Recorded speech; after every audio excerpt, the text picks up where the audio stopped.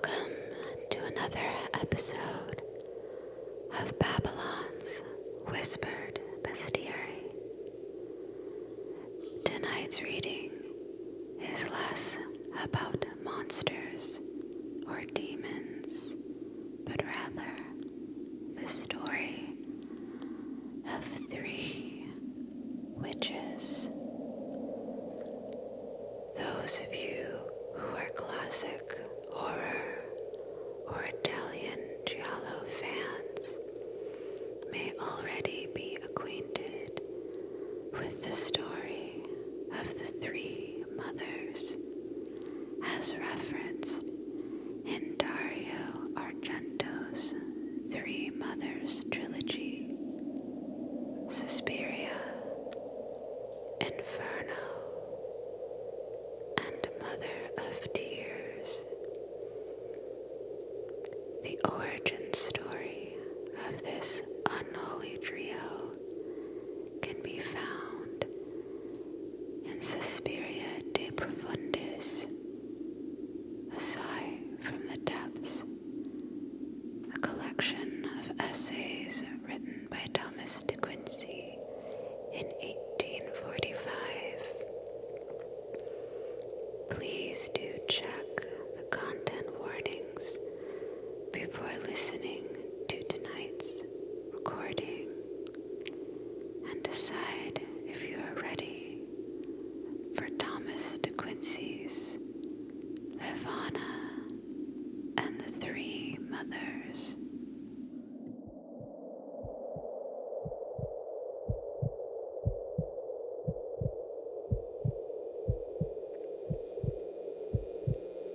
Oftentimes at Oxford, I saw Levana in my dreams.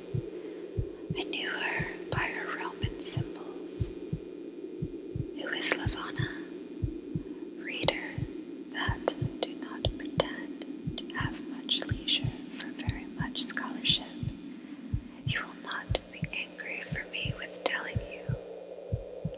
Levana was the Roman goddess that performed for the newborn infant the earliest office of ennobling kindness, typical by its mode of that grandeur which belongs to man everywhere, and of that benignity in powers invisible which even pagan worlds sometimes descends to sustain it.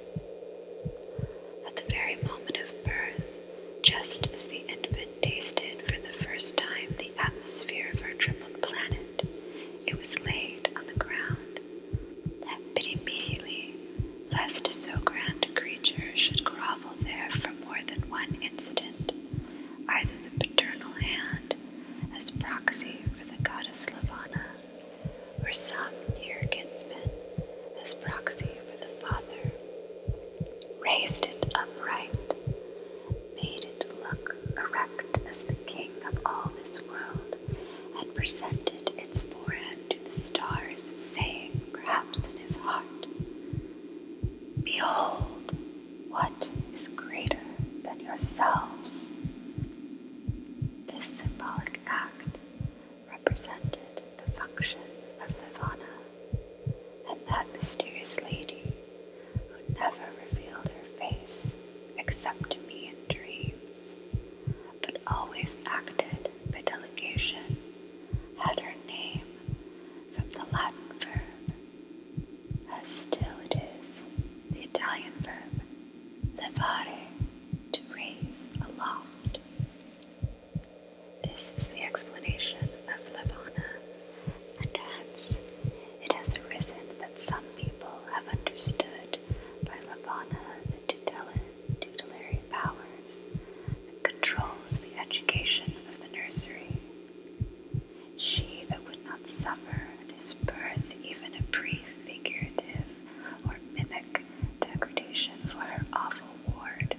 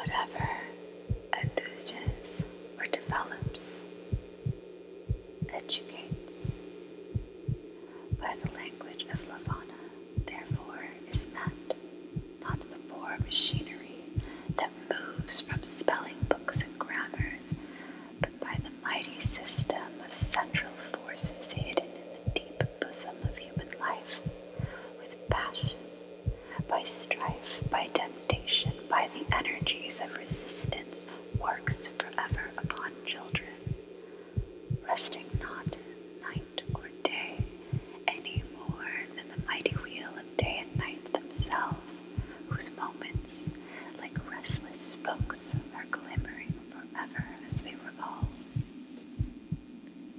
If then these are the ministries by which Levana works, how profoundly must she reverence the agencies of grief.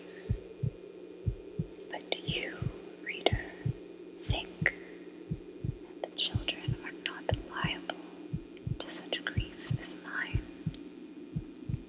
There are two senses in the word generally. The sense of Euclid,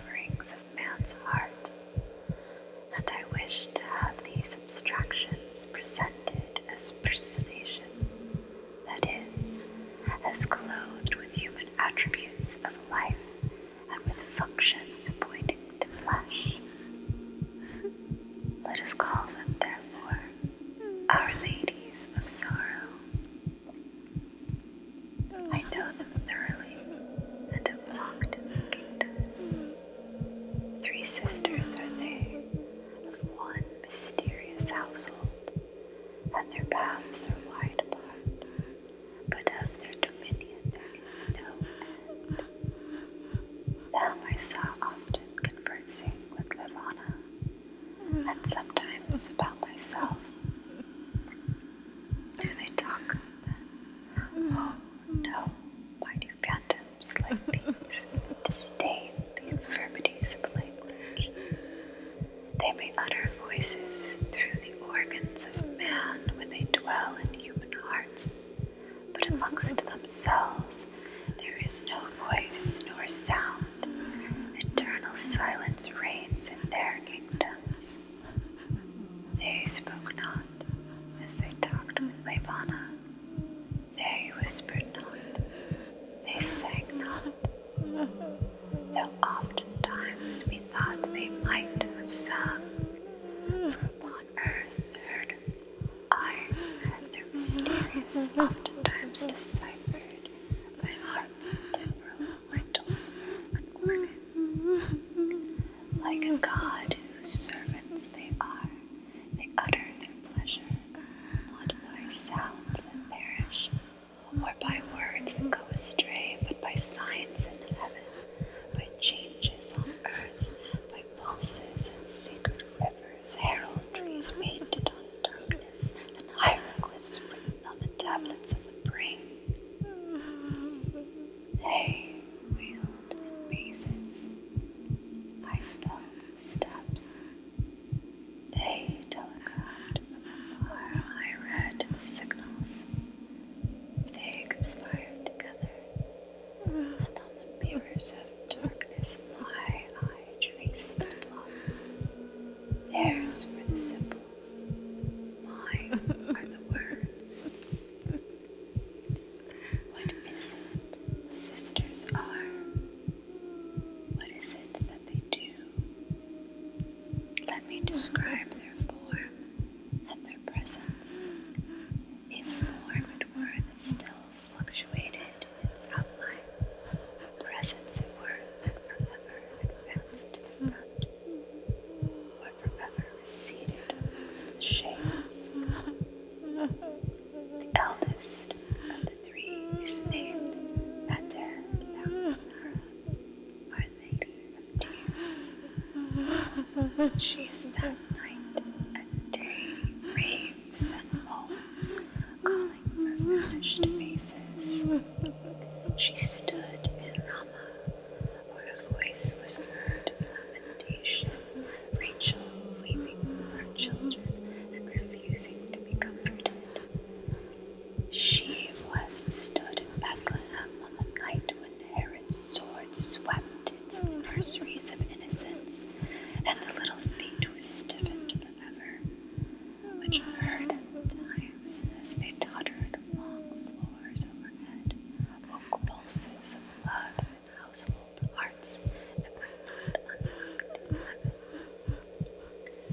Her eyes are sweet and subtle, wild and sleepy by turns, oftentimes rising to the clouds, oftentimes challenging the heavens.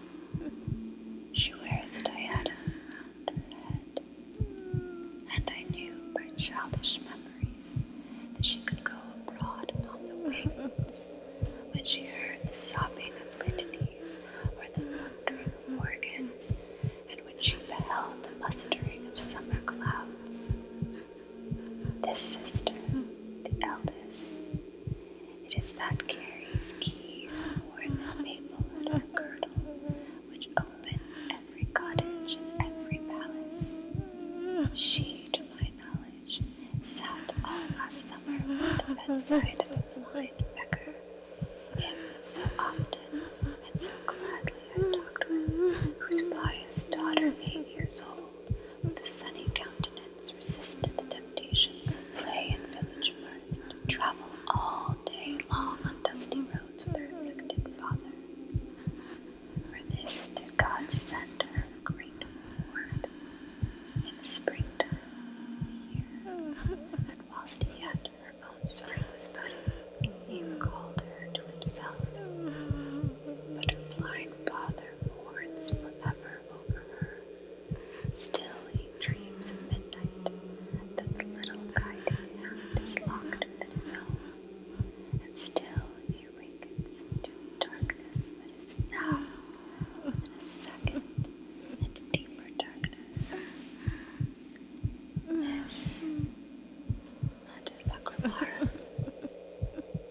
also been sitting all this winter of 1844 and 5 with the bedchamber of the Tsar, bringing before his eyes a daughter not less pious, that vanished to God not less suddenly, and left behind her a darkness not less profound. By the power of the keys it is that Our Lady of Tears glides a ghostly intruder into the chambers of sleepless men, sleepless women, sleepless children, from Ganges to Nile, from Nile to Mississippi, and her, because she is the firstborn of her house and has the wildest empire, let us honor her with the title of Madonna. The second sister is Mater Suspiriorum, Our Lady of Sighs. She never scales the clouds, nor walks abroad upon the winds. She wears no diadem. Her eyes, if they were ever seen, would be neither sweet nor subtle. No man could read their story. They would be found filled with perishing dreams, and with wrecks of forgotten delirium. But she raises not her eyes. Her head, on which sits a dilapidated turban, droops forever, forever fastens on the dust. She weeps not, she groans not, but she sighs inaudibly at intervals. Her sister, Madonna, is oftentimes stormy and frantic, raging in the highest against heaven, and demanding back her darlings. But Our Lady of Sighs never clamors, never defies, dreams not of rebellious aspirations. She is humble to abjectness. Hers is the meekness that belongs to the hopeless. Murmur she may, but it is in her sleep. Whisper she may, but it is to herself at twilight. Mutter she does,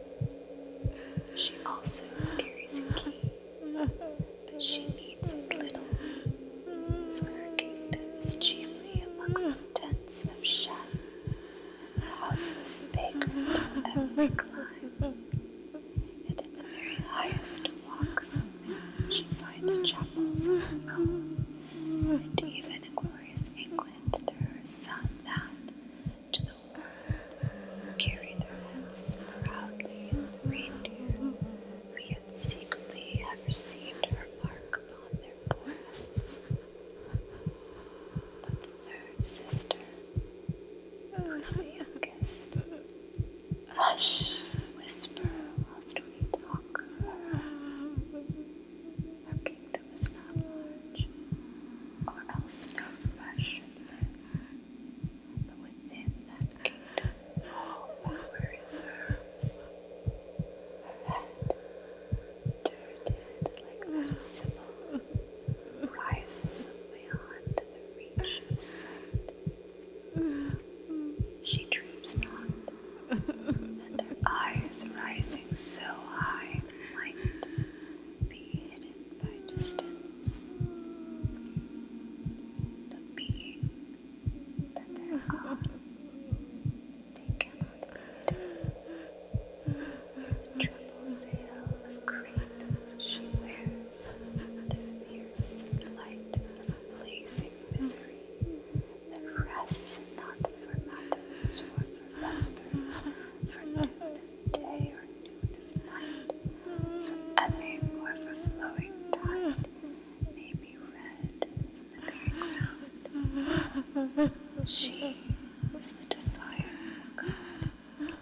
She is also the mother of lunatics and the suggestress of suicides.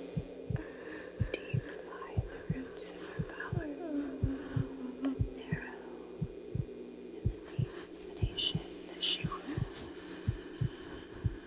For she can approach only those in whom a profound nature has been upheaved by central convulsions, in whom the heart trembles, and the brain rocks under conspiracies of tempest from without and tempest from within. Madonna moves with uncertain steps, fast or slow, but still with tragic grace. Our Lady of Sighs creeps timidly and stealthily, but this younger sister moves with incalculable motions, bounding and with tiger's leaps.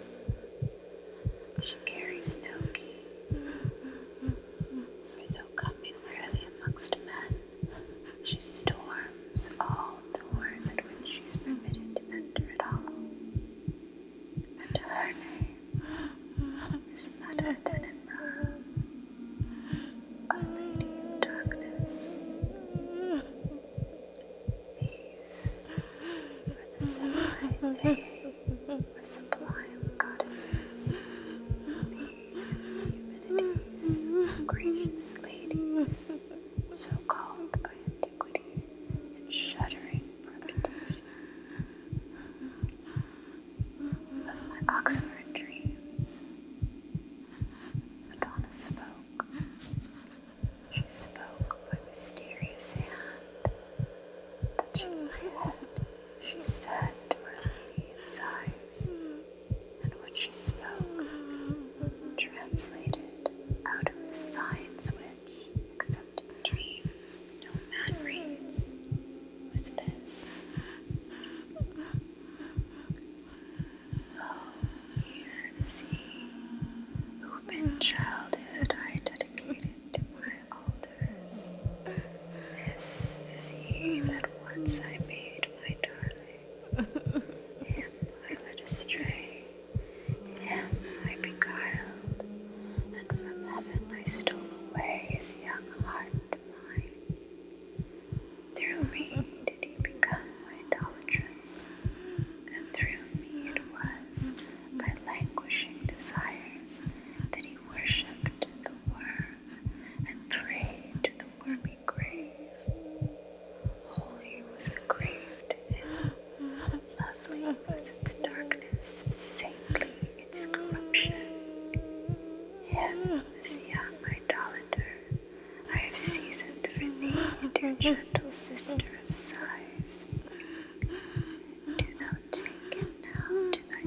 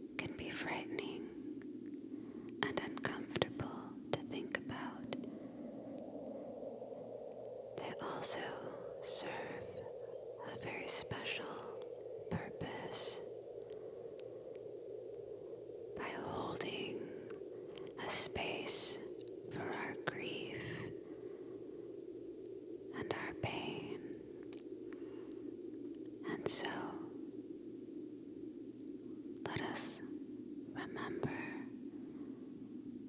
to honor our sadness and the healing spaces that it can create.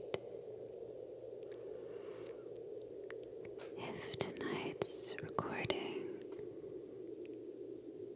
has made you feel something, please do share in the comments. And remember, all your feelings are valid, even the most difficult and the most challenging.